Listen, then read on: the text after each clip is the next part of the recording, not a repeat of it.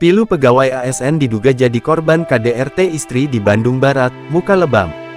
Sebuah unggahan kasus dugaan istri KDRT suami di Kabupaten Bandung Barat ini tengah viral di media sosial.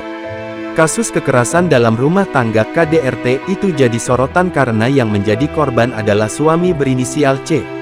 Diketahui C merupakan seorang pegawai ASN di Bandung Barat.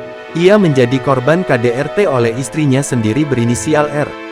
Kasus pegawai ASN diduga jadi korban KDRT oleh istrinya ini viral dibagikan akun Instagram @cimahi_banget, dikutip tribunjabar.id, Minggu, tanggal 19 Januari tahun 2025.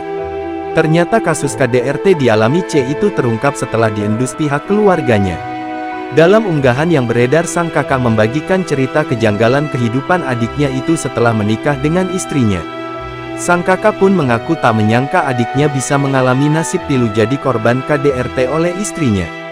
Diketahui C merupakan seorang ASN di golongan 3 Dinas Pemuda dan Olahraga, Dispora Kabupaten Bandung Barat. Menurut informasi yang beredar, beberapa rekan kerja ASnya bercerita beberapa kali melihat kondisi Kelvin tak baik-baik saja. Mulai dari muka yang lebam hingga ada bekas cakaran di tubuhnya. Kondisi C tersebut juga diperlihatkan dalam unggahan yang viral. Sang kakak memperlihatkan foto kondisi C dipergoki di rumah bersama istrinya dalam keadaan lebam di bagian mata.